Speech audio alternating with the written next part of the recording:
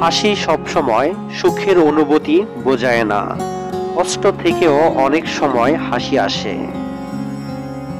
বোকা মানুষগুলো কাউকে ঠকাতে পারে না, তারা শুধু অভিমান করে যায়। কষ্ট পাওয়া জীবনের জন্য খুবই জরুরি একটা বিষয়, এটা জীবন সম্পর্কে জানতে সাহায্য করে। একটি আবেগপ্রবণ মন আপনার হৃদয় ভেঙে দিতে পারে, আবার কখনো কখনো নিরাময় করে। জীবন সহজ নয়, জীবনকে সহজ বানিয়ে নিতে হয়।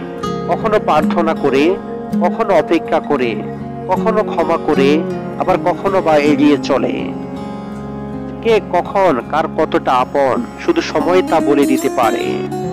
মানুষের কাছে তোমার মূল্য ততদিন থাকবে যতদিন তোমার প্রয়োজন আছে। হারিয়ে গেলে খুঁজে পাওয়া যায়, বদলে গেলে পাওয়া অসম্ভব।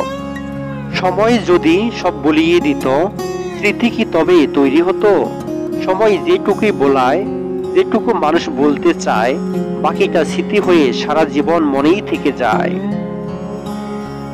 রাগ এবং জ্বর দুটোই একরকম, ঠান্ডা হওয়ার পর বোঝা যায় ক্ষতি কতটা হয়েছে।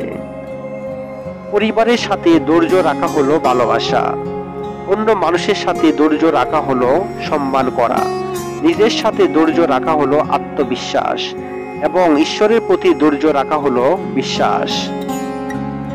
সময় একমাত্র মানুষকে সব দুঃখ ভুলিয়ে দিয়ে নতুন করে বাঁচতে শেখায়।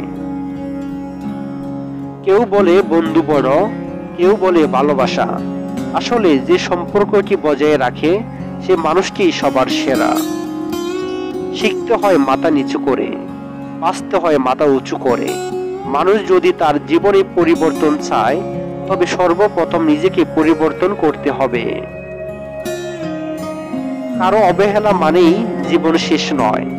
একজনের কাছে তুমি মূল্যহীন হতে পারো, সবার কাছে নয়। আপনি যখন কষ্ট পাবেন, তখন সেই কষ্টকে প্রেরণায় রূপান্তরিত করার চেষ্টা করুন, হাল ছাড়ার কারণ হিসাবে নয়। আবেগে মানুষের মন ভাঙতে পারে, কিন্তু জীবন না।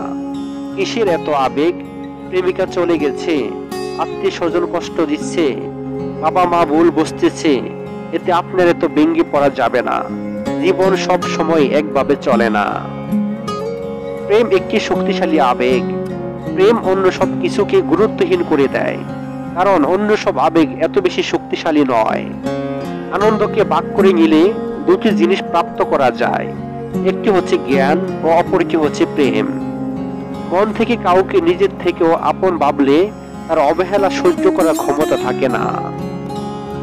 ভালোবাসা দিয়ে পরকে আপন করা যায়, আর সম্পর্ককে গড়ে তোলা যায় আরো অনেক গভীর।